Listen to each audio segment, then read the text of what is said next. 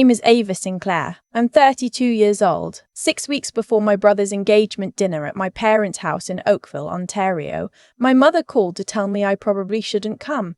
Not because I'd done anything wrong, not because we'd fought, because my brother thought my being there would make things uncomfortable for his girlfriend's family, and her family, as my mother explained it, had certain expectations about the kind of people they were connecting with. I didn't tell her that those same people, her girlfriend's parents, had transferred $31,000 into my business account over the past 8 months. I didn't tell her that their daughter had been texting me almost every week since April. And I didn't tell her that in 5 weeks, at an awards ceremony 40 minutes from our house, 200 people would watch me walk across a stage, and my family would finally understand what I'd been doing all this time. They thought I was just muddling through. They never asked what I was building, so they never knew. It started the summer I was 21. We were at the kitchen table in my parents' house on Bronte Road, the one with the cream walls and the backyard that my mother kept immaculate. My father was reading the Globe and Mail. My brother was on his phone. My mother was refilling the pitcher of iced tea. I said, I'm leaving Guelph. I'm going to start my own alterations and design studio. My mother set the pitcher down slowly. My father folded the paper. Design, my mother said. Not a question, just the word. Sitting there. Custom alterations, bridal wear, formal wear. I've already been taking clients on the side. I have 12 regulars. My father rubbed the back of his neck. Ava, tailoring is a trades job. It's fine work, but you can't build a career on hemming pants. I'm not hemming pants, I said. I'm doing bespoke work, wedding dresses, suits. I want a studio. My brother looked up from his phone. His name is Owen. He was 24 then, 2 years into a project management role at a construction firm in Mississauga. So you're going to sew for a living? I'm going to run a business, I said.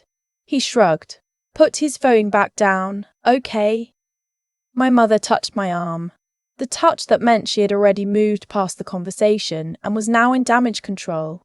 We just want you to be stable, sweetheart. That's all we want. Stable. I learned what that word meant over the next 11 years.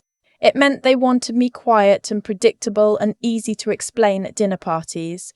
It meant don't make us justify your choices to other people. It meant we love you, but please don't be complicated. I said I understood. I started the studio anyway. Every Sunday we had dinner at my parents' house. Roast chicken, usually, potatoes, the same oval tablecloth with the vine pattern along the edges. And every Sunday my mother asked Owen about his projects. He worked his way up to senior PM by 28. He talked about timelines, about contracts, about a condo development in Etobicoke that was running ahead of schedule. My father leaned forward for those parts, asked follow-up questions. My mother beamed the whole time, refilling Owen's water glass without being asked. Then she turned to me. How's the shop, honey? That was all. Not, are you still working with that bridal designer? Not, did you finish the wedding you were telling me about? Not, what are you working on right now? Just, how's the shop? The same tone you'd use to ask someone how their dentist appointment went. When I got my first dedicated studio space on Lakeshore in Burlington, 900 square feet, proper lighting, a fitting room with full-length mirrors, my name on the glass, my mother said, that must be expensive, honey. Then asked Owen about the long weekend trip he was planning to Banff. When I hired my first full-time assistant, she said, good, it's nice you have help. Then asked Owen whether his firm was still covering his professional development courses. When I turned over $200,000 in a single fiscal year for the first time, me alone with one employee, my mother said, you work so hard, make sure you're taking care of yourself. Then asked Owen if he'd finally booked the laser eye surgery. I stopped volunteering information after year 3. I kept working. By the time Owen called me a seamstress in the context of explaining me to his girlfriend's family, my studio had dressed brides at venues across the GTA and beyond. I had 4 employees. We'd completed more than 300 projects. My revenue the previous year had cleared $490,000. I personally took home just over $119,000 after expenses, salaries, rent, Owen made $88,000, coordinating pour schedules and subcontractor timelines. But every Sunday, my mother asked about his projects. And every Sunday, she asked me, "How's the shop, honey?" The call came on a Tuesday in October. I was in the studio pinning the hem of a Duchess satin gown for a wedding in Niagara-on-the-Lake. My assistant had gone to pick up a fabric order. The space was quiet except for the radio and the sound of the pins going in. My phone buzzed on the cutting table. "Mom," I stepped back from the dress and answered. "Hi, sweetheart." That voice, careful and soft and slightly too warm, the voice she uses when she's about to say something she's rehearsed. "Hey, Mom, what's up? So you know Owen's bringing someone to the engagement dinner. Her parents are coming up from Toronto." A pause. He's really nervous about making a good impression. The Borlias are very established. Her father's a partner at a firm downtown. Her mother's on the board of a hospital foundation. I kept my eyes on the gown. Okay. He was hoping maybe this one could be a smaller thing. Just close family, the Borlias. "I'm close family," I said. "I know, honey. Of course you are. But he feels like he's worried that if your work comes up, it might be hard to explain to people like them. They're very traditional about certain things." "My work," I said. She hesitated. "He just feels like they might not understand. Running a sewing studio, he doesn't want them to get the wrong impression about our family." I set down the pin I was holding. "So he's embarrassed by me." "Ava, don't." "What did he say exactly, Mum? What were the words?" She was quiet for a second. "He said you work in alterations, that you show up to things with chalk on your clothes and thread on your hands, that he doesn't want Simone's parents to look at his family and think we're—" She didn't finish. "Less than," I said. Silence. "It's just this one dinner." "It's fine," I said. "Ava, I understand." And I did. That was the part that sat heaviest. I understood completely. "Next time," my mother said, "we'll do something just the two of us." "Sure," I said. We hung up. I stood in the middle of the studio, surrounded by the things I'd built. The dress on the form, the bolts of fabric on the shelves, the 4 sewing machines, the framed photo on the wall from a styled shoot that had been picked up by a wedding publication in Toronto. My name on the glass. I stood there and didn't cry. I just wondered when I had become the thing my family needed to tuck out of sight. The first year of the studio, I was 21, working out of a rented room in the back of an alteration shop on Brunt Street in Burlington. The owner, a woman in her 60s named Anita, let me use her machines on evenings and weekends in exchange for helping with overflow work. I paid her $400 a month. I slept 6 hours a night. I built my client list through word of mouth, through bridal Facebook groups, through a basic website I made myself by watching tutorials on YouTube. My parents came to see the space once. My mother looked at the bolt of fabric on the chair, the ironing board, the dress form in the corner. "It's small," she said, "but it's a start." My father asked if I'd thought about going back to school. My brother texted later that night to ask if I needed money. He meant it kindly. That made it worse. Year 2, I moved into my own space, hired Anita part-time after she retired because she was the fastest hand-stitcher I'd ever seen, and her sense of proportion was something you couldn't teach. She was from Saint-Hyacinthe, Quebec, had worked in garment production for 30 years, and she had this way of looking at a fit problem and solving it in about 45 seconds. She became the studio's anchor. My right hand, my first real employee. Year 3, I landed my first high-end bridal contract, a wedding planner in Oakville who needed a seamstress she could trust with multi-gown bridal parties and complicated alterations, timelines. That planner's name was Simone Beaulieu. I didn't know that then. I mean, I knew her name was Simone, but I didn't know she was dating my brother. Professional contexts have a way of keeping people in separate boxes, and Simone and I communicated by email and the occasional in-studio appointment. She was organised, decisive, exact. She'd been planning events in the GTA for 4 years, and had a client list that included some of the most expensive weddings I'd ever been part of. She walked into my studio in April with a new client file and said, "I've been burned by 3 seamstresses in 2 years. I need someone who can hold a timeline without me having to babysit them." "That's me," I said. She looked around the studio. timed how long it took me to identify a fit issue on the sample dress she'd brought, asked me 3 specific questions about fabric behavior under humidity, and then said, "Okay, let's try one. That one went perfectly." The bride cried when she saw the final result, and not in a bad way. After that, Simone sent me 2 more clients, then 3. By September, she was sending me a booking almost every month. The Boyu family name started appearing in my invoices regularly. In one of our planning calls in August, she mentioned she'd been seeing someone new. "He's in construction management," she said. "Mr. Saga, super steady, which is a nice change." She laughed. "I didn't ask for a name. We were talking about a hemline. It wasn't my business. I didn't know she meant Owen.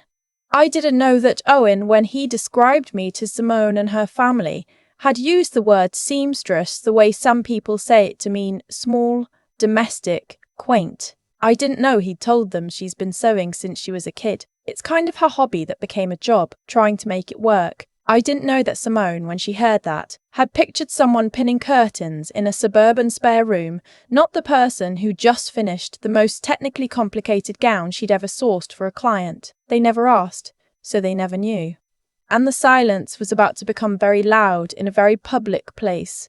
In July, I got an email from the Canadian Wedding and Event Industry Association. I'd been nominated for their annual Craftsperson Recognition Award, Outstanding Independent Atelier Ontario Region. I read it 4 times. I told Anita. She put her hand over her mouth and then immediately started crying, which made me start crying, which made us both embarrassed, so we went back to work. I didn't tell my parents. I thought about it. I genuinely thought about picking up the phone and saying, "Hey, I've been nominated for something," but I knew what would happen. My mother would say, "That's wonderful, sweetie," and then ask Owen about the development project in North York, and that would be the end of it. So I said nothing. The nomination dinner was scheduled for the 2nd Friday in November at the Arcadian Court in Toronto. 200 guests from across the wedding and events industry, suppliers, planners, designers, venue managers. The award would be presented in the second half of the evening. I bought a dress, navy, fitted, simple. I'd made alterations to it myself, obviously. I'd had it sitting in my closet for 2 years waiting for an occasion that felt worthy of it. I drove to Toronto alone. I parked on Richmond and sat in the car for a few minutes before going in. The November air was raw and cold and smelled like exhaust and the river, the way downtown Toronto does on wet evenings. I sat there and let myself feel the weight of it. Then I went inside. The Arcadian Court was lit beautifully. High ceilings, Art Deco details, long tables with white linens and low floral arrangements. I found my seat at the nominees' table near the front, introduced myself to the people already there. One of them was a milliner from Ottawa who'd been doing custom headwear for 20 years.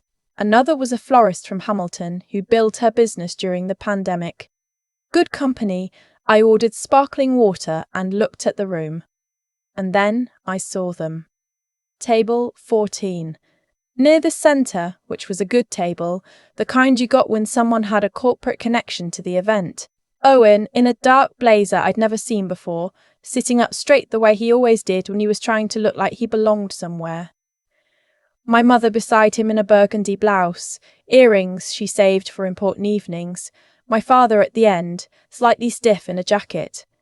And Simone in a dark green dress, hair up, speaking to my mother with the easy warmth of someone practiced at charming parents. Her parents were beside her. I recognised them from a photo I'd seen on the Planners Association website. Her father, silver-haired, and her mother, who had the precise, composed posture of someone who'd been running charitable boards for a long time. They were here because Owen's firm was a co-sponsor of the event. He must have gotten the table through work. He brought everyone, Simone, her parents, his parents, all of them, to impress the Bolis with his professional connections, his world, his achievement. He had no idea I was in the room. I turned back to my table.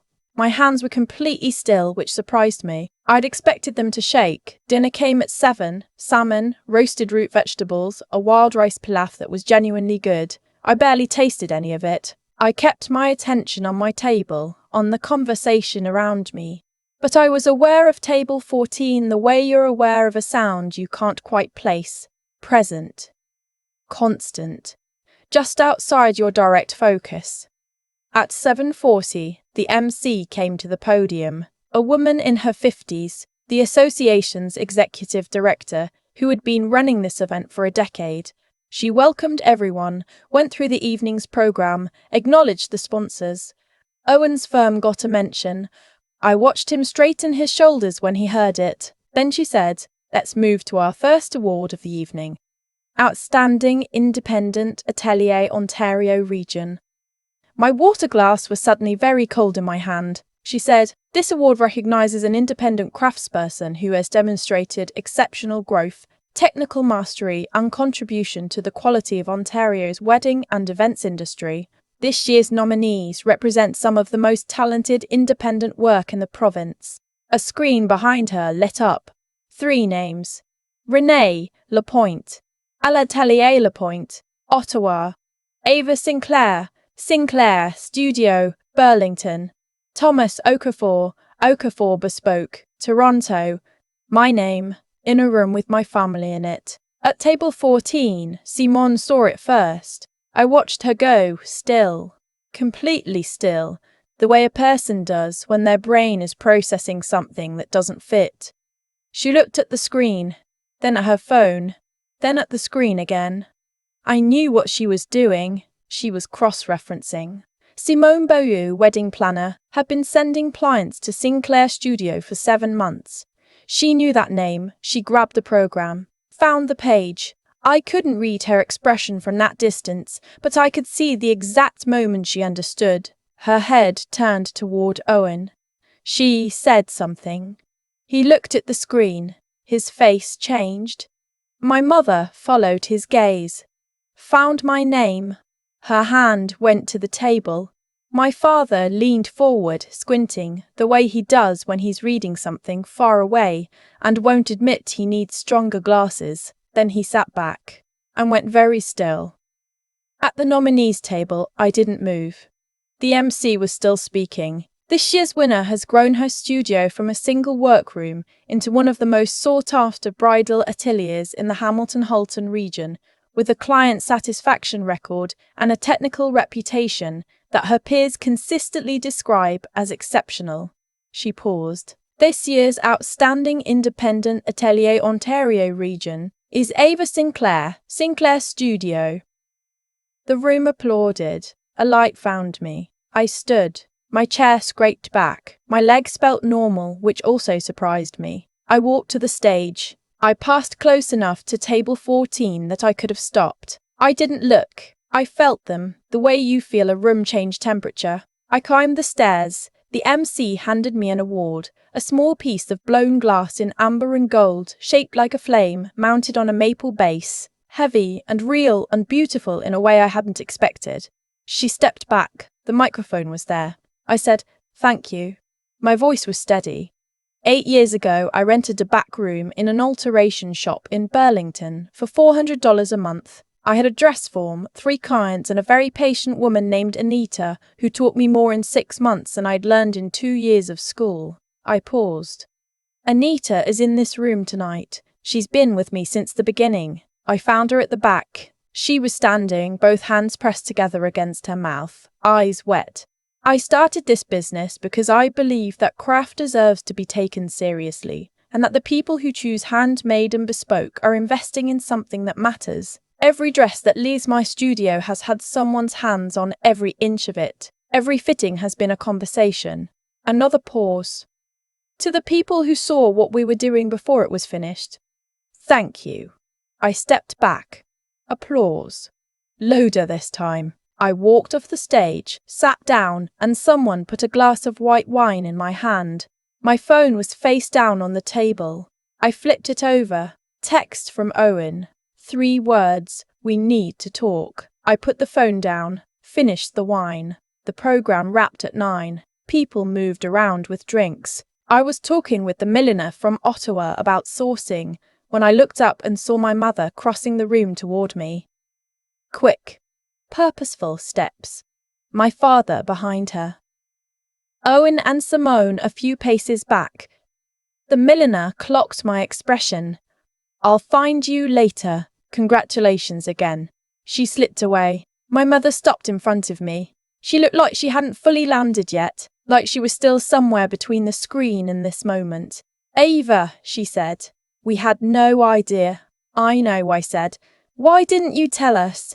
My father stepped forward. He looked older than usual tonight, or maybe I was seeing him differently. "Ava, why didn't you say anything? We could have been here. We could have supported you." I looked at him. "I did tell you," I said. "I've been telling you for 8 years. You just weren't listening for the right things." My mother's face did something complicated. "But this is a real business. What did you think it was?" Silence, long enough to have a shape. "I need to find Anita," I said. "Excuse me." I made it about 10 steps before Owen caught up. "Ava." He stepped in front of me. I stopped. "You told them I sew as a hobby," I said, quietly. Not a confrontation, just a fact. He exhaled. "I didn't know it was this. You didn't ask. I know. You told Simone's family I was a seamstress like it was an apology for me, like I was something to account for." He looked away. His jaw moved. "Simone is," he stopped. "She's your problem, not mine," I said. "You uninvited me from the engagement dinner because I embarrass you.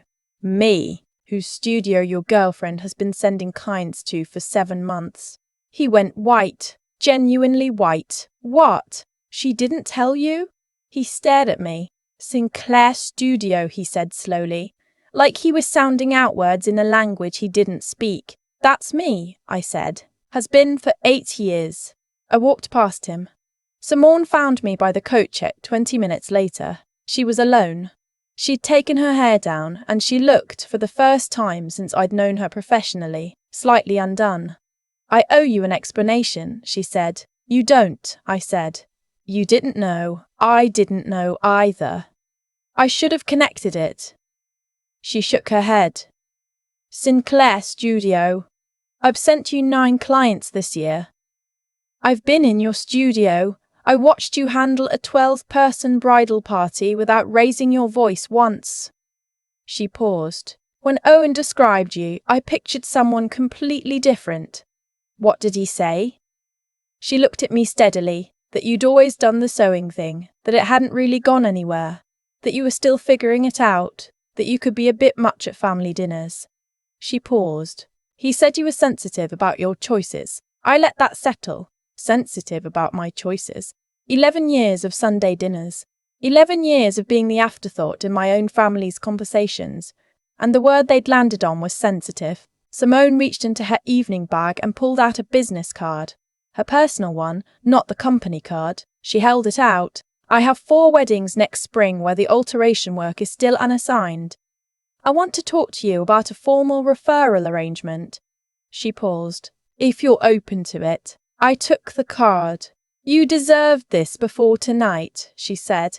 "I'm sorry it took me this long to see the whole picture." She walked away.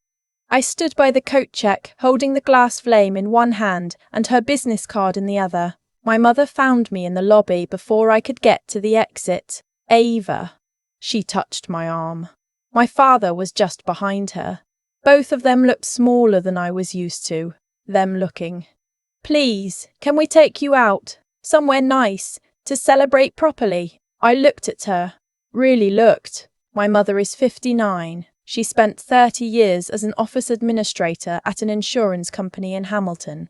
Steady and careful, and passed over for promotions that went to people half her age with fewer actual skills. She'd pushed Owen and me toward careers that looked legible from the outside. Careers that came with job titles other people recognized. Because she thought legibility meant security. She thought she was protecting us. She wasn't wrong about everything. She was wrong about what I needed. "Not tonight," I said. Her face fell. "But call me this week. We'll figure something out." My father reached out and put his hand briefly on my shoulder. He didn't say anything. He didn't need to. I walked out into the November night. Cold and damp. The sky the particular orange-grey of Toronto after dark. I walked to my car on Richmond, got in, set the glass flame on the passenger seat, and sat there for a minute. 8 years of Sunday dinners. 8 years of how's the shop, honey. 8 years of being the quiet footnote in the story my family told about itself. I drove home with the heat on high and the radio off. 3 days later, my father sent me an email. He's not an email person. He sends texts about hockey scores and the occasional forwarded news article. An email was something else. Subject line, I owe you this. He wrote that he had been awake since 4 that morning trying to find the right words. He wrote that he'd been asking Owen about concrete pours and project timelines for a decade because he understood construction work in a way he'd never tried to understand mine. He wrote that he hadn't tried because he'd already decided, without looking closely, that what I did wasn't the kind of thing you built a life on. He wrote that watching my name on that screen in front of all those people and realizing he didn't know the half of it, he said it felt like being handed a book he should have read years ago. He said he was ashamed. He said he was proud. He said he was sorry. He signed it, Dad. Not a name, not initials. Dad. I read it twice, then set my phone on the cutting table and went back to pinning a bodice. My mother called the following Tuesday. We met for coffee at a place on Brant Street, a 10-minute walk from the studio. She was there before me, which wasn't like her. She had her hands around a mug, and she looked like she hadn't slept well in a week. I don't know how to start, she said. Start with what you were actually thinking, I said. All those years, what was going through your head when I told you about the studio? She was quiet for a moment. I thought it was going to hurt you, she said. I thought you were going to work yourself into the ground for something that was never going to pay off, and then be devastated. And I didn't know how to say that without sounding like I didn't believe in you, so I just said nothing useful. I asked how the shop was. And Owen? She looked down at her mug. Owen has always been easier to talk about at dinner parties. That's a terrible thing to say out loud. But it's true and I know it. I needed you to be curious about me, I said. Not proud of me despite what I do. Proud because of it. Proud of the actual work. She didn't say anything for a while. I'm getting there, she finally said. Is that enough? I don't know yet, I said. Ask me again in a year. She nodded. That was the right answer and she knew it. We finished our coffee. When we stood, she hugged me and I let her, and we stood there in the middle of the coffee shop for longer than was probably necessary. 2 people trying to find their footing in a relationship that had been off balance for years. Owen called the following weekend. I let it go to voicemail and listened to it that evening, sitting on my kitchen floor with a glass of red wine and the glass flame on the table in front of me. He spoke slowly, like he was reading from notes he'd written, and then crumpled up. He said he'd been jealous it's my 3rd year of business, that watching me commit to something uncertain while he'd chosen the safe path had made him feel, in some way he couldn't fully explain, like a coward. So he'd minimised what I'd built instead of looking at it honestly. He said Simone had ended things after the gala. She'd said she couldn't be with someone who treated his own family as things to manage for other people's approval. He said she was right. He said he was sorry. He said he was sorry. He said he wasn't asking for anything. He just needed to say it. I sat with it for a long time. Then I texted him. I heard you. Give me some time. He replied, okay. That was enough for now. Christmas came. My parents asked if I'd come for dinner, and I said yes, with one condition, that Anita join us. She'd been spending Christmas alone for 4 years since her sister moved to Montreal, and it didn't sit right with me. My mother said of course. She asked what Anita's dietary restrictions were, and whether she preferred white or red wine. That was something. We sat down at the table in the Bronte Road house, the same oval tablecloth, the same seats. Anita brought butter tarts from a bakery in Waterdown that she'd been devoted to for 30 years. My mother said they were incredible and asked for the name of the place. Halfway through the meal, my father put down his fork and said, Anita, how long have you been working in the industry? Anita looked at him, slightly surprised. Oh, 30-some years now. Started in manufacturing in Quebec. Came to Ontario for alterations work. Then this one found me. She nodded at me. And what's it like working at the studio? What does a day actually look like? He was asking. He'd prepared the question. I could tell because he asked it carefully, the way you ask something you've been thinking about.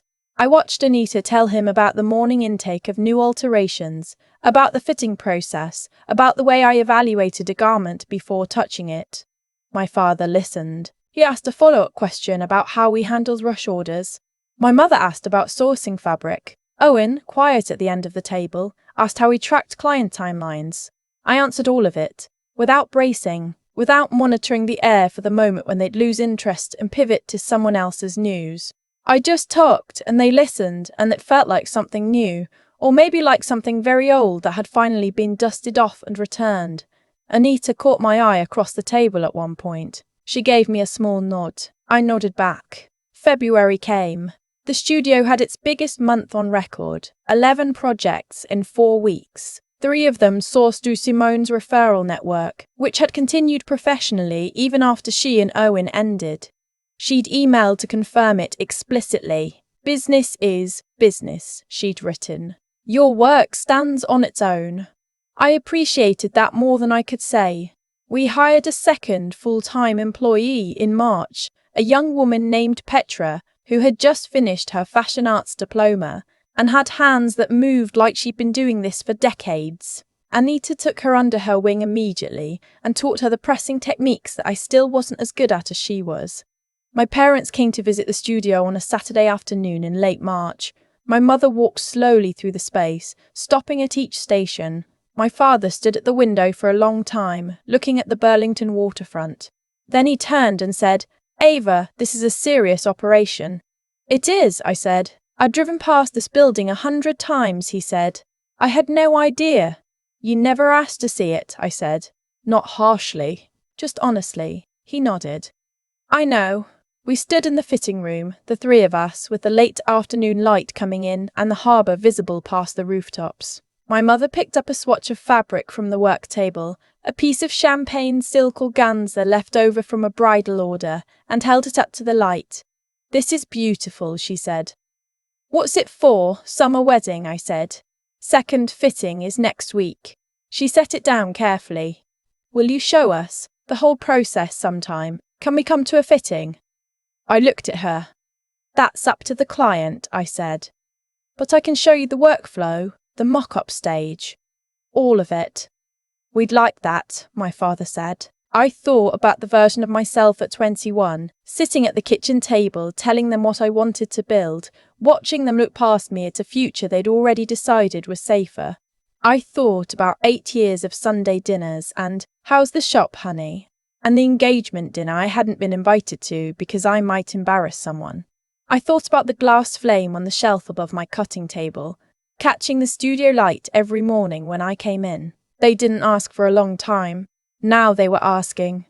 I picked up the silk organza, handed it to my father because he'd never held anything like it, and I wanted to see his face when he felt what I worked with. He held it carefully, like it might tear. "It's so light," he said. "That's the whole point," I said. I used to think the hardest part was being excluded, being told, in the gentlest possible language, that you are something to be managed rather than celebrated. But sitting with it now, I think the harder thing was understanding why, and choosing not to let that understanding become bitterness. My mother didn't dismiss my work because she didn't love me. She dismissed it because she was afraid for me. She'd spent 30 years watching competence go unrewarded, watching younger people with the right credentials get handed what she'd earned twice over, and she genuinely believed that the safest thing she could offer her daughter was a path that looked credible from the outside. That's not cruelty. That's a woman doing her best with what fear taught her. It took me a long time to separate those two things. Owen is harder. What he did, calling me a seamstress as an apology for my existence, making me something to minimize so he could look larger, that came from somewhere smaller. Jealousy has a way of disguising itself as concern or as practicality or as just telling it like it is. He wasn't telling it like it was. He was telling it like it was. He was telling it like it made him feel better. And the consequence of that wasn't something I designed or planned. It was simply what happened when the truth had enough room to stand up on its own. I think about what it actually took to build Sinclair Studio. Not the award, not the revenue, but the daily choice to keep going when nobody in my family was watching, or asking, or particularly interested. That required something I didn't have a word for at 21. I'd call it integrity now. Not the performed kind, not the kind you announce, but the quiet kind. The kind that means you do the work the same way whether or not anyone is paying attention. Because you believe the work matters regardless. Anita had it. She showed it to me in how she pressed a seam and how she treated a client's anxiety about a fitting the same way she'd treat her own. I learned it from her more than from anyone. And then there's the discipline of staying honest with yourself about what you're actually building and why. I had to ask myself more than once over those 8 years whether I was building a business or building proof. Those are different things with different centers of gravity. A business runs on the work. Proof runs on other people's reactions. I had to keep choosing the first one, even when the second one was all I wanted. That kind of clear-headedness, knowing your own motivations well enough to correct them, that's not something that comes naturally. It's something you practice, like a skill.